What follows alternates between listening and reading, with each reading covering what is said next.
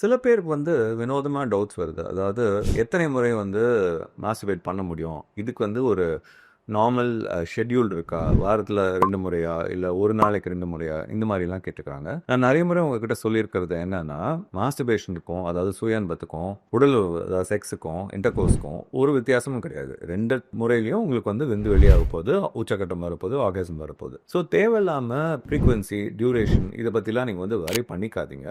ஏன்னா இது it is very individualised. அதாவது ஒரு ஒரு தனி மனிதரோட விருப்பு வெறுப்பை பொறுத்து இருக்கு. உங்க பார்ட்னர் கிட்ட இருந்து வர அந்த தூண்டுதல் ஸ்டிமுலேஷன் உங்களுக்கு மூடு இருக்கா இல்லையா, நீங்க ரொம்ப டயர்டா இருக்கீங்களா இல்லையா, இல்ல ரொம்ப போர் அடிக்குதா வீட்டில், இல்லை வேலை வெட்டி எதுவும் இல்லாமல் இருக்கீங்களா, இல்லை ஏதாவது பொனோகிராஃபி பார்க்குறீங்களா, இதெல்லாம் சேர்த்து இதோடைய தாக்கம் தான் எத்தனை முறை நீங்கள் சுயமாக பண்ண போகிறீங்களோ இல்லை எந்த கோது வச்சு போகிறீங்களோ அதை டிசைட் பண்ணுது. ஸோ தேவையில்லாமல் இதை பற்றி உட்காந்து யோசிச்சுட்டு டைமை வீணடிக்காதீங்க. ஒவ்வொருத்தருக்கும் இது ஒரு ஒரு மாதிரி இருக்கும். ஸோ நீங்கள் எவ்வளோ முறை பண்ணாலும் உங்களுக்கு அதுலேருந்து ஒரு சாட்டிஸ்ஃபேக்ஷன் தென் அதுதான் ஒரு நார்மலான விஷயம்னு நீங்கள் எடுத்துக்க முடியும்.